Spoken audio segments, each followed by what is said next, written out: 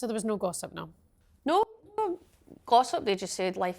Honey, you know we've got to start the Real Housewives of the WSL. Jesus Christ, she is. She's nervous.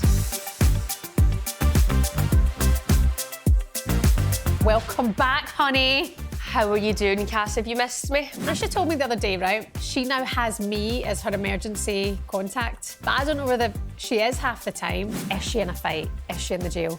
These things do come at my mind because that's what used to happen. Jump in the comments, Gurma. Yeah. Were you in international duty? We'll find that out soon. Subscribe while you're here and let us know if you want to come on the show. Nothing worse than being the Emirates. I could feel myself just wanting to drift off to sleep. I was just getting a wee dig in there somewhere just to ruffle a few feathers because we're back. Joe Road, for example, what a really good football player. Yeah. Technically, he's better than I was at any point in my career. Bukayo Saka's at the Emirates watching Arsenal women. That is massive. We're trying to create a really safe space that girls, in a really weird way, that they can be bad at football. So in like sports grounds or sports facilities, like for football, there's actually no female toilets. That is absolutely wild. I can't believe that. But it's a world that like we haven't built women and girls into for so long. Yeah. We've made a very ambitious pledge of 50-50 gender equality by 2028 across our programmes. And so we're not going to take a back seat on that.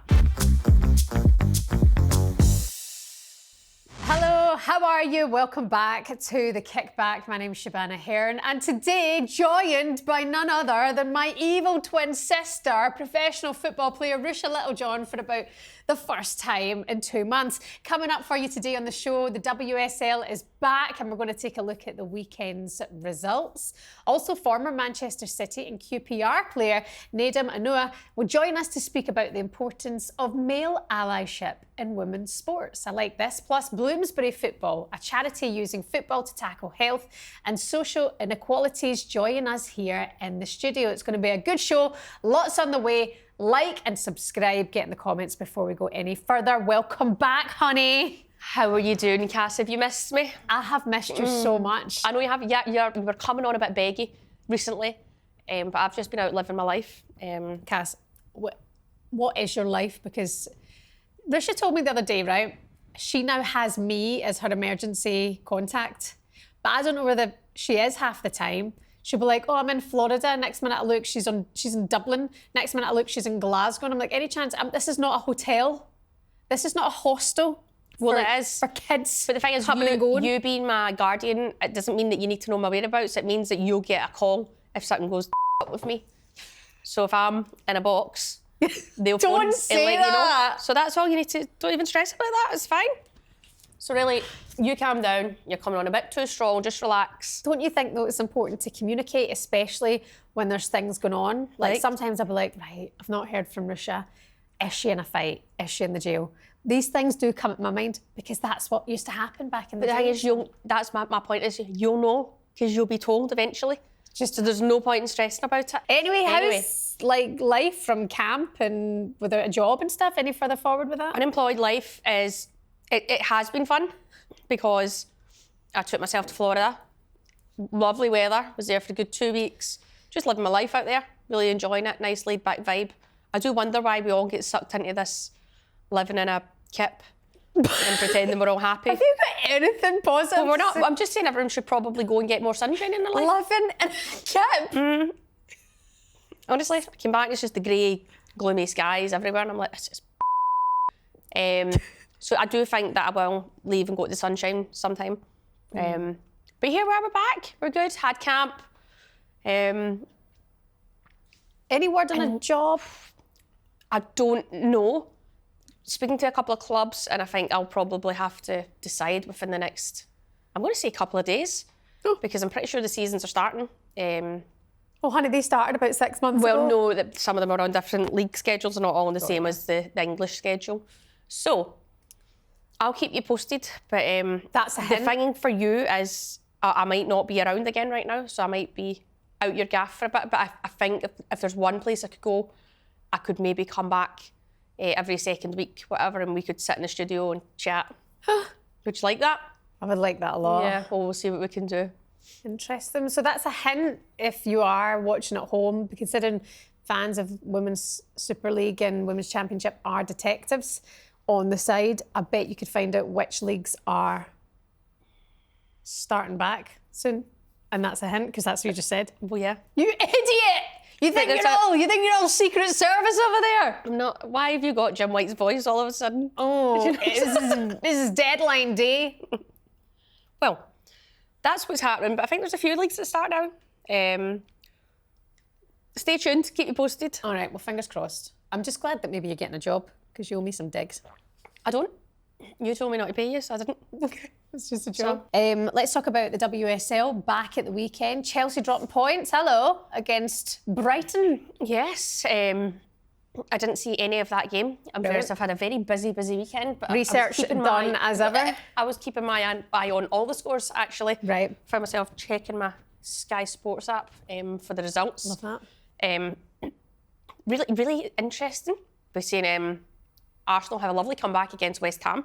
I think West Ham will be kicking themselves. Why are you laughing at me? Nothing. What are you looking at? What is it? I was just thinking about your first comment back in the studio. Right. Well, plenty of goals throughout the WSL at the weekend there. But what else do you want to talk about? Gurma's calf. So it's calf. Right, okay. Reported calf injury. I'd seen that was her first start and then she went off injured and I thought, Jesus, love, you sound a bit like myself, nightmare, when these things happen. Only thing is that she is like world-class defender and... She's the richest, not the richest, most expensive player in the, But honey, current... it's quality, not quantity, am I right? Well, she has quality then. And she's also quantity. But yeah, hopefully it's nothing too serious and she'll be back as soon as possible. Obviously, it's a bit of a nightmare start to a new club. She's obviously came in, then went on international duty, came back. She did go on international duty, didn't she? She did.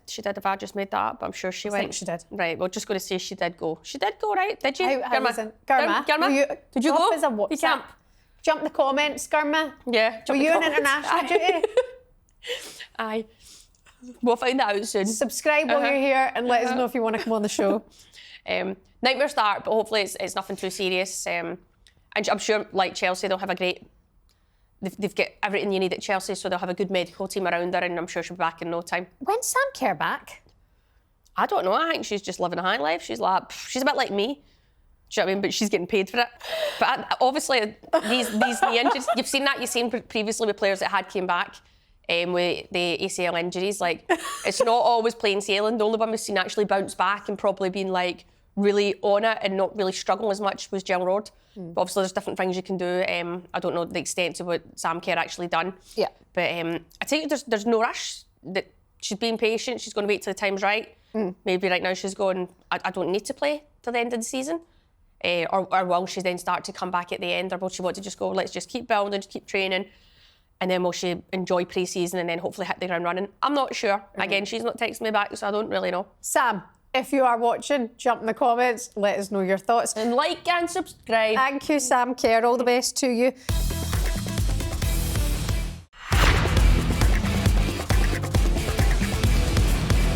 Can we just talk about Arsenal at the weekend as well? Because I'm looking at Chelsea's result earlier on in the day. I'm like, right, Chelsea have dropped points. Arsenal needs to beat West Ham, guarantee that 3 points to try and get up the table. Of course, United are still second in the table. And fair play to them, by the way. Fair play to United. What's that, 7 consecutive wins or something? Yeah, Mark Skinner out, not so much anymore from the Man United fans. But interesting one because Chloe Kelly managed to bring Arsenal back. At one point, they were 3-1 down to West Ham. Yep. Well, she sort of gets to go to get them back in the game, but you could see it was like no celebration, right back to business. I think Chloe Kelly had a little celebration. I was like, oh, aye, back to it. Yeah. But yeah, great from Arsenal. I think that shows like probably how far they've come this season in terms of they've had a really slow start, but they've just had that resilience and determination to get back into the game.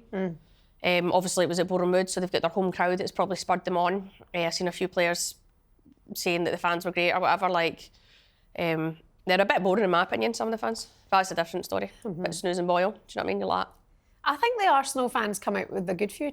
Nothing worse than beat the Emirates. I've been there so many times. I could feel myself just wanting to drift off to sleep. Is that boring? Honestly. The Emirates is good crack. It's not good crack. It's absolute... Cass. You're meant to be a good Celtic fan now. When was the last time you set foot in Parkhead? When was the last time you set foot in Parkhead? Atmosphere. Honestly.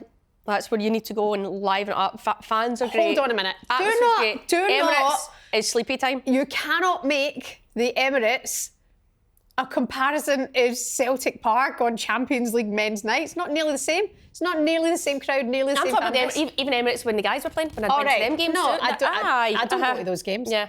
Well, pipe down over there. We're talking but about- look, I've lost track of where I was at. Back to the game. I was just getting a wee dig in there somewhere just to ruffle a few feathers Have because you we're heard- back. You heard of this girl, Zoe Harrison, the rugby player? She No. plays for Saracens. Nancy Baker has been out doing content with her. Right. And she looks down the barrel of the the gun. barrel of the camera and says how Arsenal suck. And it's really funny. She's a Chelsea fan, but I was Right. like, yes, we need more of that needle. Right. No one's going to cross her because she'd batter them. Yeah, fair enough. But yeah, credit to Arsenal. And they seem to be playing good football again. And they're Getting they're the job winning. done. Getting the job done. Yeah. Yeah. But that shows a bit about maybe the team morale, team mentality. Is it starting to click again? Is it a happier camp? Yeah. No sure, but credit to Rennie. She's got them back firing again. So they'll want to keep just closing the gap and try to be in the mix of it. Obviously, we still think it's within Chelsea's. Chelsea've done it. I think it would be a major shock.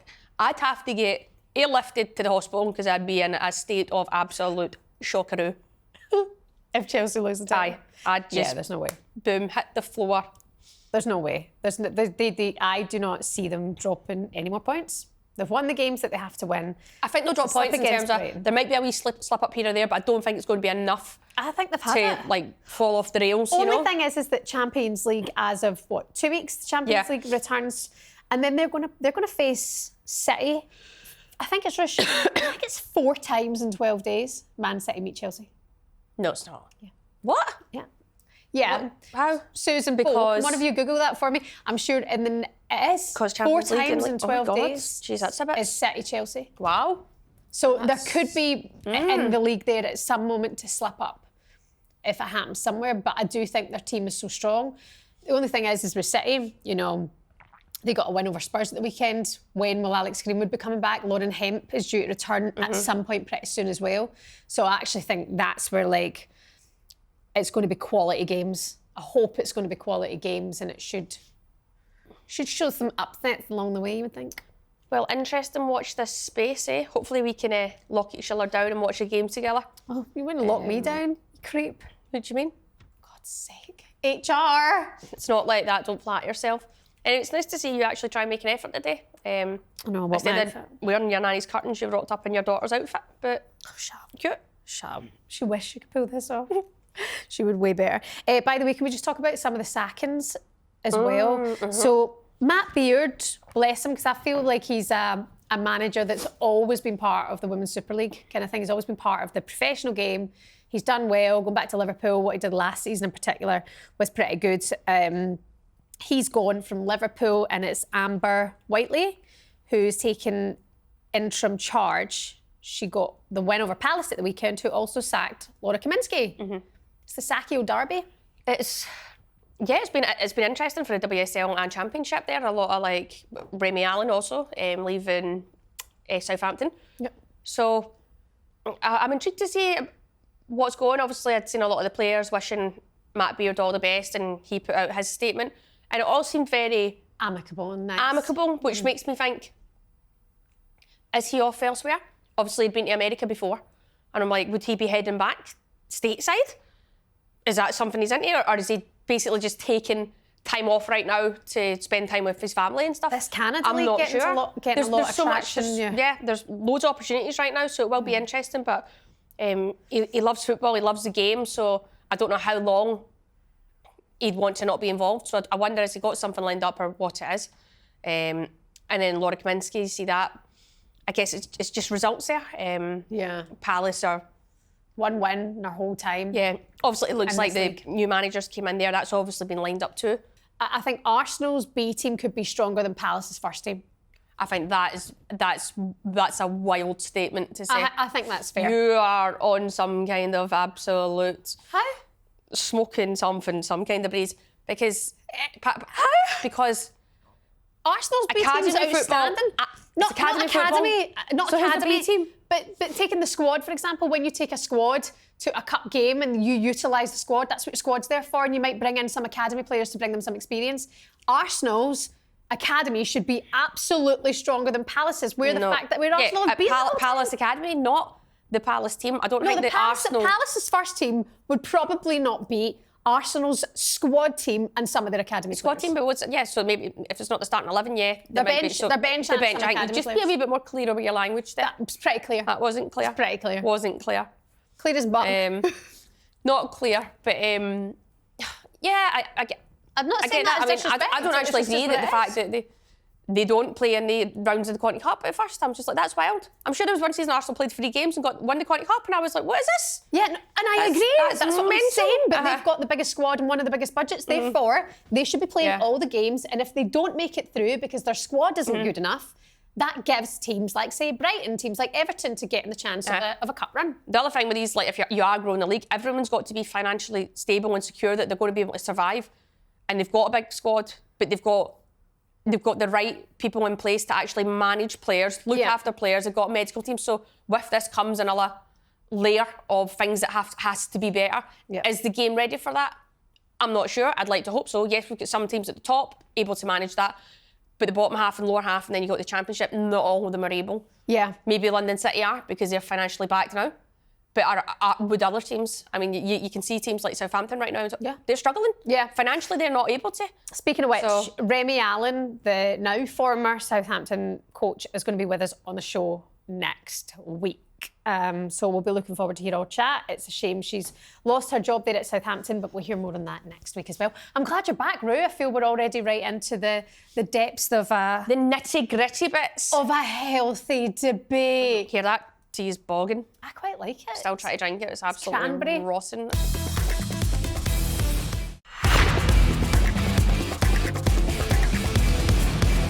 Now, more and more high-profile sportsmen are speaking out in support of women's sport. That's nice. David Beckham has been vocal about his support for the women's game, pushing women and girls to have the same opportunities as men and expressing he hopes his daughter, Harper, will have the same rights as her brothers. Also, former England striker and broadcaster Ian Wright has said he believes that women's football has been put back due to a lack of opportunity. That clip of Andy Murray correcting a reporter in a press conference who disregarded Serena Williams' achievements went viral as well. And in another press conference, Man City manager Pep Guardiola made it clear that the first ever domestic treble was achieved by women. And recently we saw Arsenal players Bukayo Saka and Miles Lewis-Skelly seen supporting the women's team at the WSL Games. So as the women's game grows, just how important is it to have male allyship? Joining us now to discuss this in more detail is former Manchester City and QPR turned pundit Nedum Onuoha. Hello, how are you? Good to see you on the screen. Yeah, I'm very good, thanks. How are you? Yeah, very good, thanks. How's life going for you, Nedum? Post-football, down this different road? Honest, it's quite easy. I don't have to get up too early in the morning. Don't have to worry about my weight. I can just go and play football whenever I want, as opposed to playing through the dark days of winter. So I'm having a good time, to be fair. Thank you. Good. I mean, I'm glad to have you on today, especially on this subject, because it's something I always feel in this world, when we're talking about women's football, it's somehow just managing to defend it. And then we don't shine a light on when the men are there just being positive and doing their thing that they enjoy to do anyway. Yeah, absolutely. I think from my perspective, women's football is one which is close to me because from when I was younger, I used to watch, say, Arsenal women, and obviously they were like the standout team from back then with Rachel Yankees and so on. And I remember having the same boots as Rachel, thinking, oh, we've got something in common. And then as the game's grown, I was lucky enough to get to know quite a few people that play within women's sport as well, because I was based in America for the final 2 years of my career playing for Real Salt Lake, and in the same stadium was Utah Royals. So this is how I met Rachel Corsi. This is how I met Vero Baqueta. This is how I met a few other players who have then gone on to play around the world as well. And it's really interesting to hear their stories, to see how different the game is. And for the moment you realize how different it is and how some of those people haven't had the voices be heard in the way that they should have done, it's an easy thing to pay attention to and to try and make a difference for, because they're very deserving of it and they should be able to have a career the same way that, say, I did and lots of other people before me have as well. I feel like when you look at, say, Ian Wright, for example, for such a long time, he's an Arsenal fan, right? He's Arsenal through and through, and he treats it as a club. Quite often, I've been at Boreham Wood and I've seen him sitting, a couple of rows along from me on a cold, wet, rainy Friday night. he is there watching the women play, just because he loves the club. Why can't we see more people like that instead of having to differentiate between men and women and men's more important than women's? You know, that's a good question, but I think where I would add a bit of nuance to it is that, like, some people like only certain aspects of their club. They only like they don't even like the league. They just like their team playing in this, and it's something that they're familiar with. Whereas I think for Ian, he understands the sort of wider context of what the football club is. Because I think in recent months, for example, we've heard talk about how Sir Jim Ratcliffe and others have mentioned the, say, Man United women's team, almost as if it's just like a little extra that nobody cares about. But in reality, when he bought the club, he's buying the men's team, the women's team, the academy, and everything else that comes with it. Yeah. And he should see it in that manner. I think Ian's very good at highlighting the fact that it is Arsenal. You know, they wear the shirt the same way that you do. They represent you in the same way that, say, the men's team do. And it's in a different league and a different concept, but it's the same sort of thing. And I think it's good to just remind everyone that it is the collective. And, you know, to be honest, from my perspective as well, so I've got 3 kids, my 10-year-old daughter, my 7-year-old daughter, my 6-year-old son. Like, they all support Man City, but my daughter support the women's team. You know, that's what they're connected to more than anything else. Like, I took them to a Manchester derby at the Etihad, which didn't go too well, I'll be honest, a couple of months ago. Yeah. But we were lucky enough to meet a few of the players who weren't available on the day. Looking at Bunny Shaw at the time, looking at Chloe Kelly's, Steph Horton was there, you know, as an ambassador role. And the joy that they had when I took a picture, when I said to my kids, do you want to go and take a picture? Can I go and ask them? I took that picture. That's one of their favorite pictures of their lives so far. And I think it's just a reminder that, you know, there is a lot more to football than just one particular team. And yes, men's football dominates the headlines, dominates all the talk. But there's really good football, really good players, and other aspects of what it is to support a football club that are available to everyone. I look at also managers that have spoken out as well, Nedum, who have taken the side of women, who've picked up reporters. It does feel like it's the language of fans and sometimes press that has to change. It's not, for example, the footballers currently in the men's game or the managers in the men's game. It's not them at all. They're doing their bit. They respect, you know, where their club are investing in their women's team as well. It feels like it's a fan and media-based thing. Yeah, for sure. And I think that sums up pretty much so many other forms of football as well, is the language and the way that you talk about certain things that can dictate how some people feel. You know, even say you look at, say, the women that are playing at the highest level, the men that are playing at the highest level, and sometimes they're spoken about as if they're no good. Well, if they were no good, then how come they're doing the thing that you could only dream of doing yourself? Yeah. I think that language does make a difference. You know, at times they want to just put something down because in their mind they believe that it's no good. But in reality, if you talk to them about it, they have no clue. You know, they can't talk about, say, the best players and the growth of the league and how there's so much drive to be successful. And most importantly, I'll be honest, from my perspective, so now that I'm retired, I play football socially on a Tuesday, and it's with people who didn't play professionally. And some of these people at times will talk about women's football as if it's no good. And I'm playing football with them thinking, but you are a disaster. These women are so much better than you. But you're talking about them if they can't do that thing. So when you really pay attention to it, and as I say, I'm lucky enough to be friends with some players, say in Man City's team, like a Jill Roord, for example. What a really good football player. Yeah. Technically, she's better than I was at any point in my career.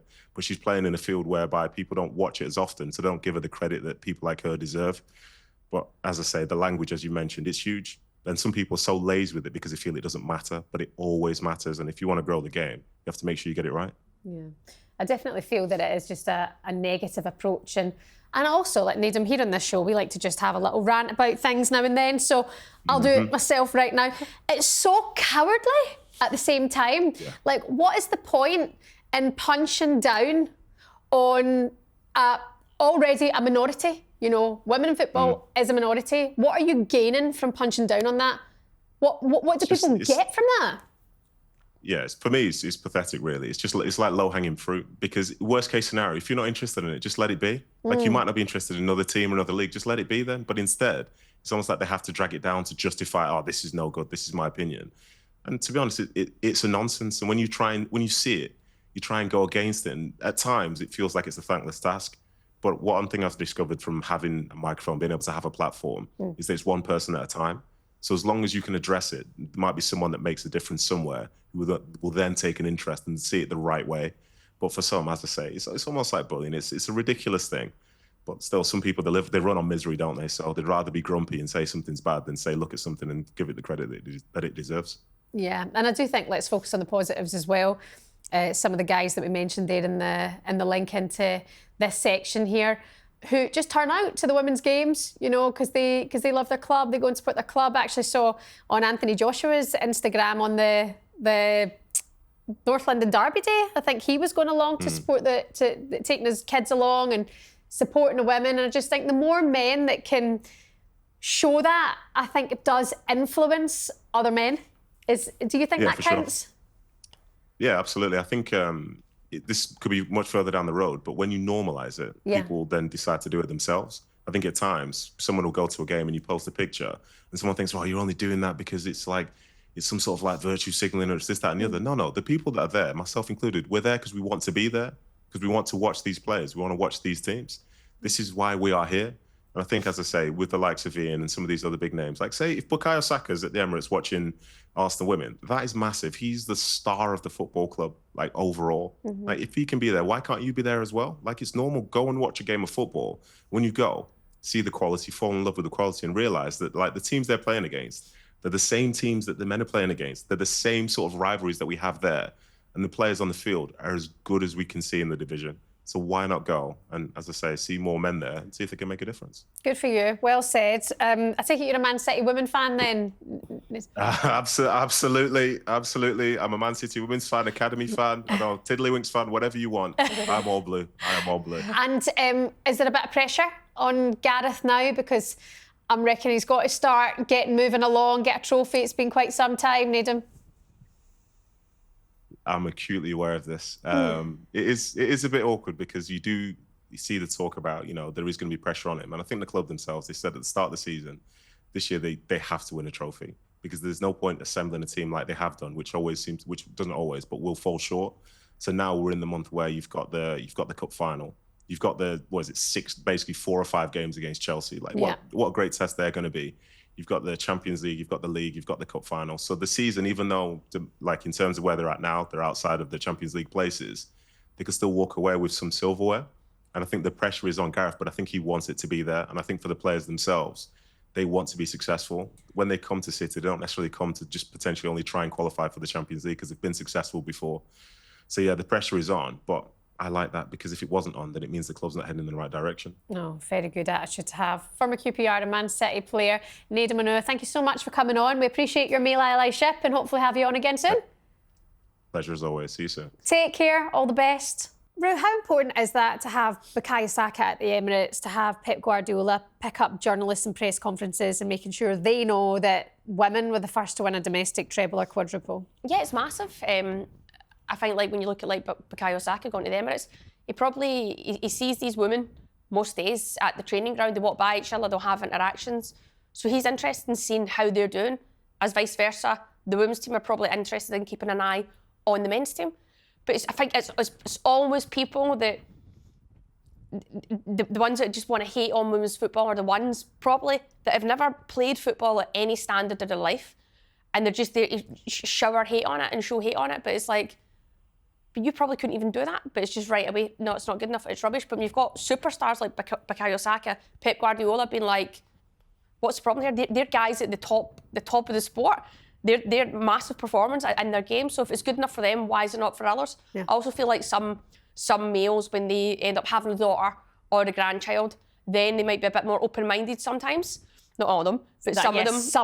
Sometimes, yeah, they might then be a bit more interested because it's well, why should my nephew, son, get a better opportunity than my niece, daughter, grandchild? It just doesn't make sense. Why is that the world we're in? And then people that argue that we're ramming it down their throat. It's not being rammed down their throat. I think protecting women's football, you're vocal about that, but it's why are you always having to protect it? And then people think that's you ramming it down their throat. It's not. Yeah. We're not saying it's as fast as the men's game. We're not saying it's as physical. It probably is these days, actually. It's probably more physical. And it is technical, but it's got a long way to go. People forget that in this country, people were stopped for playing football for how many years? Yeah. So it's still got a wee bit of catching up to do, but it's also great in its own right. Yeah. Just get on board and enjoy it. And if you don't like it, don't watch it. So good to have you back. There's that nice picture of Pep Guardiola and Aitana Bonmati when she's young, isn't there? Oh, really? I think they two have always had, he's always spotted her and went, what a player she is. Mm-hmm.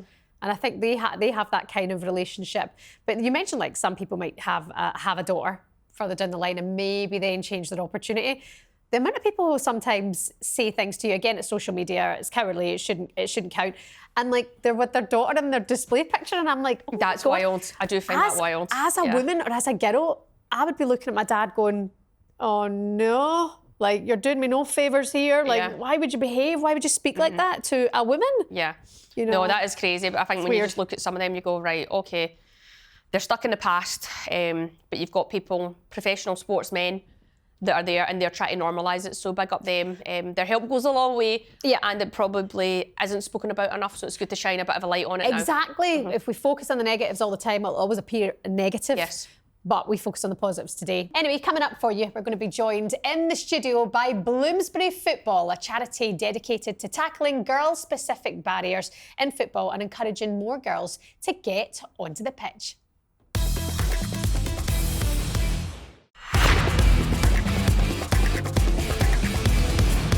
So joining us now from Bloomsbury, we've got Izzy, who works with the communications and marketing team, and also Emmy, who's the girls' strategy lead from Bloomsbury. Welcome along to the show. It's good to have you here. Thanks for having us. This is brilliant what you guys have been doing. Firstly, tell us about Bloomsbury, Izzy, and what it's all about, the project. Definitely. So, yeah, Emmy and I work for Bloomsbury Football. So we're a charity that believes that all young people should have access to football. We think football, obviously we know it's a great sport to watch and to play, but we also think that football has the power to transform lives. So teach life skills, build confidence. We want all young people to have access to that. So we were founded in 2018. Our founder, Charlie, started it kind of on a pitch in Camden with 4 kids. 2 kids paid, 2 kids didn't, and that's kind of how we've grown. So we'll never charge a family more than they can afford, and it means that we're bringing kids together across London, currently working with 5,500 kids a week. And yeah, we're really proud of what we do. Yeah, that sounds excellent. I mean, the fact that it is you see all the families coming through and only being able to afford what they can give. Have you noticed a massive surge? Is it expensive for families to pay for football now? Yeah, I think in London the access to a pitch is like almost non-existent, and if the pitches do exist, then they're often like put on to try and make money. So you'll get the 5-a-side leagues there, and what that means is that for Bloomsbury, we try and be on pitches that are really local and in the community to give them the access, because pitches are expensive and kit's expensive, and being a girl is expensive as well, because you've got all of the additional things you have to buy. So there's a massive surge and there's a massive need in London specifically, and that's why we try and focus our provision in those low income areas. But also we understand that London is a very unique city in the fact that you've got someone next door who owns that house, and you've got someone next door that's renting that house or in a council house. So what we love about our sessions is we have families that can afford the provision, but we also have families that can't. And that means our kids are mixing with so many different types of people, and the value of that is also really important. So yeah, there's like a massive need in London. I'd say that's also massive. It's important. What age does this go up to? Because obviously then you'd see that you're going into maybe areas or you're helping families that can't afford it, and that has been a real issue. And we've seen that like in the Lioness squad, where people are saying it's a very white-dominated squad, and how can you get more girls of different cultures playing for the Lionesses? So are you seeing that? Are you seeing that you've got a lot more people and there's talented players there, and you're given the opportunity to now actually get to where they need to be and on a platform? Yeah, 100%. I mean, so Bloomsbury goes from 18 months old all the way through to 18 years old. So we're really like catering. We basically want every young person to get on the pitch. So we also have specialised provision for refugees, young people living with disabilities. And like, so Emmy also works on our academy. So we have like over 500 families, and the academy like is a pipeline for like talent. So we have kids going to like Arsenal, Crystal Palace. But also, like, for us, it's not about necessarily going pro. Like, we want kids to, like, love the game. We want them to know there's a space for them, not just on the pitch, but also, like, in marketing, like, in offices. Like, this is a huge industry, and you can do what you love and still be in this space and still represent. And I think, like, to your point about, like, in the professional game, it is so white, and, like, we're not seeing the talent coming through because there's so many other barriers and challenges that those players are going to have to face to get into the game. So that kind of is, like, what we're trying to provide, as he says, like working within the academy, is they play or engage with us 4 times a week. We try and replicate what they would currently get in a professional setting without the cost, without the need to travel out to Enfield to get to a training centre. We're trying to be as professional as we can while still being accessible. So that's literally like the bridge we're trying to get across. And we've had, like success stories. We've had girls go to Crystal Palace, Arsenal, Watford, and we're really, really proud of that. Yeah. I'd like to try and put a stop to this because I don't want England getting better. So you want us to stop giving kids football access? Pull the plug. No, but that sounds really good. What you're doing, it's really good. But any spots for older players? No. He's going to go into that category soon because I'm currently unemployed, so looking for. Never say never. Yeah. I mean, you're right. What you highlight, especially working in this industry, it's all so professionally based. Sometimes takes the fun away of what football should be. And my kids are going hot and cold between the hobbies that they're into right now. We were at a football training last summer. We started that. It lasted for about 4 months, but they just didn't have the focus. But it was fun. You know, it was just running about with the ball, mixing with other kids, all different backgrounds, all different, you know, upbringings and lifestyles, and it was just all fun. And sometimes I do look and go, when you do get to that professional setting, it almost takes that away from it. So you must see some really nice, happy faces at football at the minute. 100%. I think like we do holiday camps like during when there's no term, and that is like a place where all of our kids come together. So the kids that are in the academy, but also in our community programs and our specialised programs, that is like the week that they all spend together and they just have fun and then they just play football. And I think that those times are like really important to build our like communities, and that's what we want, is just like these fun spaces. And specifically girls, like we've really found that for a girl to play football, they have to be good at it, because if they're not good at it, all girls aren't good at football. So we're trying to create a really safe space that girls, in a really weird way, that they can be bad at football, because there's not a safe place for girls to be bad at football anymore, because there's so much pressure of like, what if they turn up to that pitch, they're representing every girl, and then every boy that's in that session as well is like, oh, girls are bad at football because she was.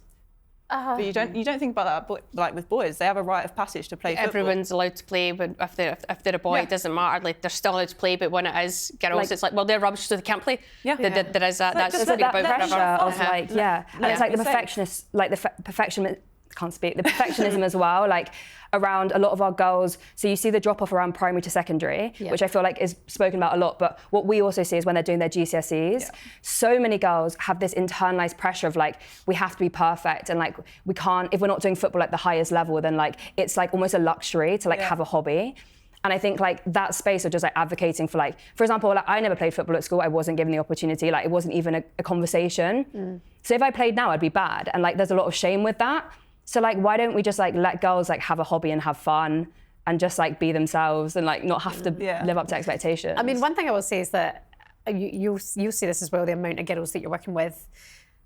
But Jamie and I were in the car the other day. You look across that pitch on a Saturday, girls' football game. You look at girls in the park, a few girls knocking the ball about together. I'm like, that's just becoming so normal. Honestly, all I knew was Ruesha doing that. For so many years at their age, there was one girl for a whole area, you know, for a whole town that did that kind of thing. That's what it seemed like, whereas now it's becoming a lot more normal.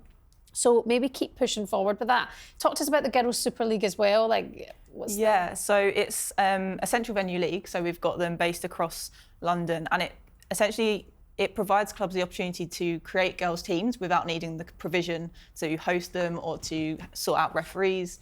So it's we've got them based in like North London, West London, and we've got a futsal Super League as well. And what we're seeing is that is where we're engaging with the most amount of girls, but we're also basically giving the opportunity to have like competitive fun games, but in a really safe environment, because there's only girls matches happening on that pitch. So it's just breaking down the barriers that clubs might face to having girls teams, and if there's a decision to be made in a board meeting at a club of which pitch do we allocate, we take that decision out of their hands because we provide all of the things. So it gives them no excuse to not let them have a girls team, because that's where we found that the barrier was before, was clubs. There's too many people in the decision-making seats that don't want the girls teams to take what's the boys.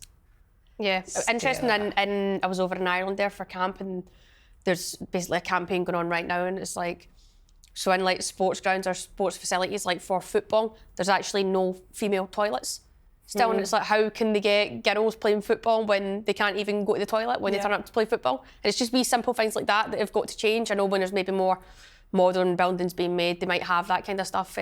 What, a toilet for a woman? Yeah, but that's it. On certain football grounds around Ireland. Groundbreaking. That's one way no of changing rooms, that's one no way toilets. of anyone not feeling comfortable. Yeah. There's nowhere to go to the toilet. Yeah. I mean, that's wild. That is absolutely wild. I can't believe that. Yeah. But it's a world that like we haven't built women and girls into for so long. Yeah. So it is just it's small things. But like, for example, at Bloomsbury, like a couple of years ago, we were like, why are we not providing period products? Like, we know that girls have their periods. We also know that we're reaching some of the girls from like the most disadvantaged backgrounds in London, right, with our full financial assistance. So they will probably be experiencing period poverty in our community. Yeah. So why would we create that barrier? Why would we maintain that barrier? Because like people might be too embarrassed to talk about it, right? So like now, as well as having a kit bag on pitch for every training session with girls, we also have period products, because that's a small thing that we can do that could potentially keep a girl in the game. I think also with that is like the coach education around periods, because a lot of the time, if you did come on for the first time in your session, like it isn't embarrassing, but it is embarrassing at the moment because we haven't got to that point in society where it isn't. But to have the products there, it also means that our coaches need to be educated on it. So that's what we've really worked hard on, is making sure that they feel comfortable. A lot of our coaches are male. We try and have as many female coaches in Bloomsbury as we can, but we all know it's still male-dominated industry. So we are going to have to make sure that we're educating them to make the girls feel more comfortable talking about it as well, which is kind of the key. Something you've spoken about before as well, isn't it? With like male coaches understanding even just getting your period as well, how it impacts you, how you feel, the sluggishness, like all of that. I always say, like, I'm allowed, I say this, so if I'm at training, I'm like allowed 1, maybe 2 days a week that I could be either moody, huffy, or more emotional, and I'm like, and that can happen on the pitch too. Do you know what I mean? But it's like trying to get people to understand. I'm not saying just because you have that, you're entitled to be absolute bonkers. I'm like, wah! I'm not saying that, but sometimes things can actually affect you. You can get really frustrated at yourself in a drill or whatever, and it's just trying to have the understanding of like coaches being like, all right, she's due on, or she started her period, or she's got cramp, she's late out to the pitch. Why? Because I had to wait to get to the toilet and change or whatever it is. Just wee things like that, and it doesn't become a big massive deal. It shouldn't be an issue, but it's like wee things that you're always like, oh, you feel like the bad person, but it's like, this is normal and this is life, so it's just try to normalise it. And but some females within the game too that would actually be like some of the females of maybe like the generation older than me, and to them they would be a wee bit like, well, it's only a period, whatever. Do you know what I mean? But it's just normalising sometimes throughout your cycle. Things can be difficult. Everyone's different. Symptoms are different. Whatever. But it's just try to normalise it, and it's sound. We all have it, so let's be open, guys. Open and honest. Yeah, well, I think that's like, again, like being open and honest. Like, it's interesting you say like women of like maybe older generations, like, because the conversation around mental health in football and sport is also progressing, and this is just part of that. Because like, it's not an insult to be like, oh, she's PMSing. Like, yeah. And so you're having a bad day. Like, it might be because of your hormones. It might also because you're depressed or like whatever. Like, let's just all talk about it, because that's how we can bring more people into sport and keep them in sport. It's just making them feel comfortable. Yeah, I think there's also another thing where as females, I think we are more understanding. Like say, I live with Shebahn, so certain things I could be like, I understand that maybe, oh, she's Joanne, she's on one right now. But sometimes it's like, you cannot help that. No. Like those feelings, it's like we know ourselves we're doing, but other people would be looking and it's like, they don't get it. It's like, you're such a bad person. You're so moody, you're so cranky, you're horrible. And it's like, sometimes you actually just cannot control that day that you might have an absolute stinker, or you're very emotional, or a wee bit fly off the handle quick, or you just burst into tears. Like, that happens. It's normal. Everyone's different, but like... Never mind bringing in a pressurised situation of a football game or the football pitch, and you're trying to win, and there's so many other teammates that you've got to try and please and work around. I think it's even this, it's an open space. It's having a conversation, knowing that you can talk about it, knowing that it's nothing to be ashamed or embarrassed about. But like, guys, I'm due on like a mofo right now, and I'm struggling, you know, or I'm having a really heavy period and I need a minute. And I think there's nothing wrong with that. And then the fact that you guys can provide what these young girls, whatever need, I think is so important. So that's good. I've been saying going forward, like I've been saying this for a while, I deserve a bib for when I'm due on, and I'm in that moment. So maybe you could introduce that at Bloomsbury. If anyone's feeling a wee bit hot-headed or emotional, they could have a bib. Wear the red bib. This is the way it is. Just dress up as a big sanitary towel. Wear a massive badge. I'm on my period. Like walking tampon. Yeah. New mascot. Yeah, we'll take that on board. We'll think about it. Yeah. What a massive tampon. Mascot, yeah. I love that. New merch range. It's not a bad idea, to be fair. Please tell us about your International Women's Day campaign. Are you looking forward to this? Definitely. I mean, so this is always a funny moment in terms of our calendar because for us, like, International Women's Day is just another day. Like, we are constantly advocating for girls in this space. Yeah. So we kind of, it's like, for me as marketing manager, like, I obviously want to be like feeding into this conversation, but I also want to make sure that like we're not being conflated with brands that tend to jump on the bandwagon for one day or month a year and then don't do anything for the rest of the year. So we're telling the stories of 3 girls this March, 3 amazing academy players. In their own voice, the campaign's called No Back Seats, and it's basically like, at Bloomsbury, no girl's gonna get a back seat, and we're also not gonna take a back seat on the commitments we've made. We've made a very ambitious pledge of 50-50 gender equality by 2028 across our programs. And so we're not going to take a back seat on that. So we're really excited. Like, we're always trying to use content and brand partnerships at Bloomsbury to empower girls and to change the narrative. Yeah. And so this March we will continue to do that. And we love telling their stories. Yeah, so hopefully our community will enjoy the content we've made. Good. So I'm looking forward to seeing it. And these young women that you've chosen to be part of it, can you tell us anything about them, or is that under wraps until the launch? Or? Yeah. So we've got 3 academy girls, and they are all from different backgrounds, and I think that's sort of like what we really wanted to portray within this storytelling, is that there is a space for everyone within Bloomsbury and within football, and as like a wider story. But also we wanted to ensure that like there was sort of a pathway that everyone can follow from those girls. I think Izzy can speak a bit more about like the background to sort of some of them potentially, but. Yeah, I mean, so we tend to, like, we don't want to tell the stories of only, because as a charity, we don't want to be disempowering in our narratives, right? Like, we tell the stories of kids who are receiving financial assistance, but also those who, like, aren't, and maybe the challenge that they had before joining Bloomsbury was body confidence or self-confidence. So we've chosen the girls because we think they're amazing, and they've had Bloomsbury's had a massive impact on them. But I think, like, we're also producing like a documentary that's coming out before the Euros. We've been filming it since the Lionesses won. Brilliant. It follows the stories of 6 teenage girls at Bloomsbury and their journey in the 2.5-3 years since the last Euros.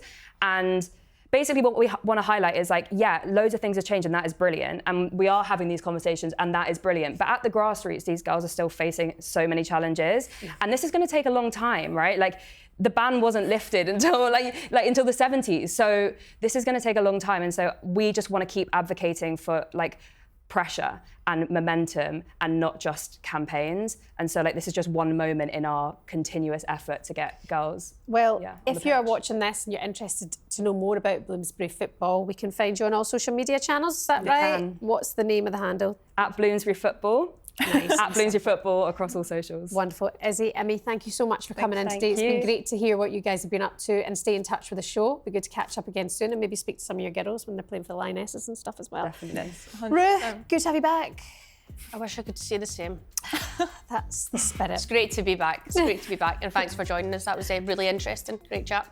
Thank you. Thank you. Thank you for watching the show as ever. Please like, please subscribe. You can jump in the comments, and we will see you again next week. Bye-bye.